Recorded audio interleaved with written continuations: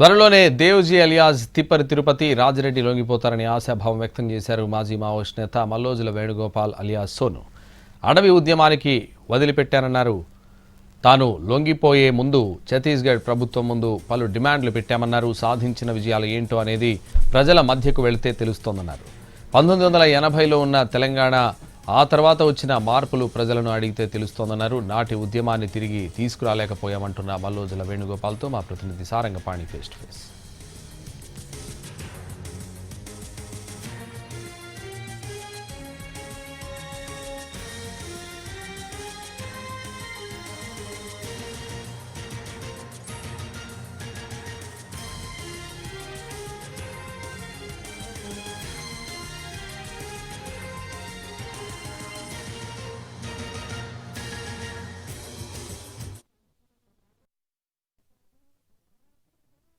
మధురమ్మ వెంకటయ్యల చిన్న కుమారుడు.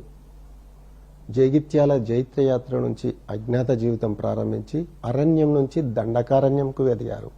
అక్కడి నుంచి సాధారణ క్యాడర్ నుంచి సీసీ వరకు, అదేవిధంగా పోలిట్ బ్యూరో సభ్యుడి వరకు ఎదిగిన మల్లోజుల వేణుగోపాలరావు అలియాస్ సోను దాదా పోలీసులు ఎదుట లొంగిపోయారు. అక్టోబర్ నెలలో మహారాష్ట్ర సీఎం దేవేంద్ర ఫడ్నవీస్ సమక్షంలో జనజీవన స్రవంతిలోకి వచ్చారు. అజ్ఞాత జీవనం వీడి జనంలోకి వచ్చిన మల్లోజుల మనకు అందుబాటులో ఉన్నారు. వారితో మాట్లాడించే ప్రయత్నం చేద్దాం.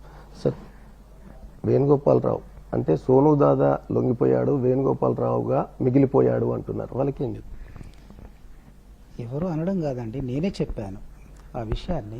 నేనే చెప్పాను. ఎందుకంటే నేను విప్లవోద్యమంలోకి వచ్చిన తర్వాత నా మొట్టమొదటి పేరు లక్ష్మీరాజం అండి, అడవిలో. నా చివరి పేరు అడవిలో సోను దాదా. కాబట్టి నేను అడవి ఉద్యమాన్ని వదిలిపెట్టాను. సిపిఐ మావోయిస్ట్ పార్టీకి సంబంధించి నేను ఆ మార్గాన్ని వదిలిపెట్టి బయటకు వచ్చాను. కాబట్టి మళ్ళీ నా తొలి అస్తిత్వమే నా తల్లిదండ్రులు పూజనీయులు, వాళ్ళు పెట్టినటువంటి పేరే నేను ఇవాళ ఈ సమాజంలో ముందుకొచ్చాను. ముఖ్యంగా ఇన్నేళ్ల మీ పోరాటంలో మీరు సాధించింది ఏంటి? విజయాలు ఏంటి? ఇప్పుడు చేయబోదు ఏంటి? రేపు ఏం చేస్తారంటే ఏం చెప్తారు? సరే, మేము సాధించిన విజయాలు ఏంటి, రేపు ఏం చేస్తారు అనేటువంటి విషయాన్ని మనం రెండు రకాలుగా చూస్తే, సాధించిన విజయాలు ఏంటి అనేటువంటిది మేము ఇది సాధించినాం అని చెప్పి గొప్పలు చెప్పుకోవడం అది నాకు అలవాటు లేదు. ఏం సాధించడం అనేది ప్రజల మధ్యలో